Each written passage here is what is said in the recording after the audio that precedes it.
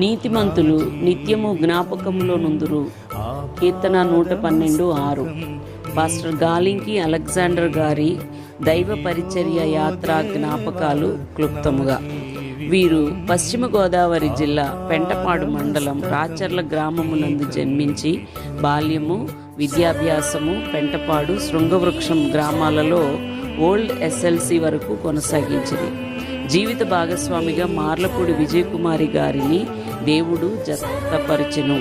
1969 June 11వ తారీఖున దేవుని పరిచర్య పిలుపునందుకొని అప్పటి టెలిఫోన్ ఎక్స్చేంజ్లోని ఉద్యోగ బాధ్యతను విడిచి దైవ దర్శనం ప్రకారము దేవుని పనికై తర్ఫీదు నిమిత్తము 1969 విజయవాడలోని ఇండియా పెంతుకోస్తు సియోను బైబిల్ కళాశాల నందు విద్యార్థిగా ప్రవేశము పొందిరి.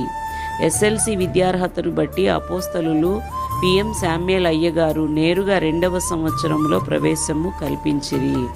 వీరి తర్ఫీదు అనంతరం 1970 జూన్ 11న పెదనాయన గారు అపోస్తలు పిఎం శామ్యుయల్ అయ్యగారు ప్రార్థించి హస్తనిక్షేపణ ఆశీర్వాదములతో తుళ్ళూరు గ్రామానికి సంఘ పరిచర్యకు పంపబడిరి.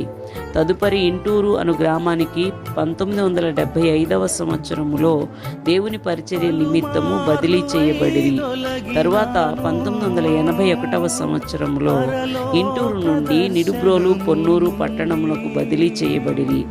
ఈ విధముగా మజిలీలు మారుచు దేవుని పరిచర్యలో నాయకులైన దైవజనులకు దేవుని చిత్తమునకు విధేయులుగాను, నిందారహితులుగాను, ఏకపత్ని పురుషునిగాను, మితానుభవుగాను, స్వస్థబుద్ధి గలవానిగాను, మర్యాదస్తునిగాను, అతిథి ప్రియునిగాను, బోధింపతగిన వాడునయుండి తన సంతతికి ఉత్తమ తండ్రిగాను, అనేక ఆత్మలకు సంఘములకు సంపూర్ణ మాన్యత కలిగిన ఆత్మీయ తండ్రిగా, ఉత్తమ సంఘ కాపరిగా అందరి మన్ననలను పొందుచు తన పరుగును 2004 ఫిబ్రవరి 29న క్రీస్తునందు తుదముట్టించిరి. వారి సతీమణి విజయకుమారి అమ్మగారు వారికి సేవలో పూర్తి సహకారాలు అందించి ఉత్తమ సంఘ కాపరిగా, మాన్యత గల తల్లిగా 2016 జూన్ నెలలో ప్రభునందు నిద్రించిరి. విడువబడిన పరిచర్యను ప్రస్తుతము వీరి 6వ కుమారుడు పెద్దల హస్త నిక్షేపణతో కొనసాగించుచున్నారు.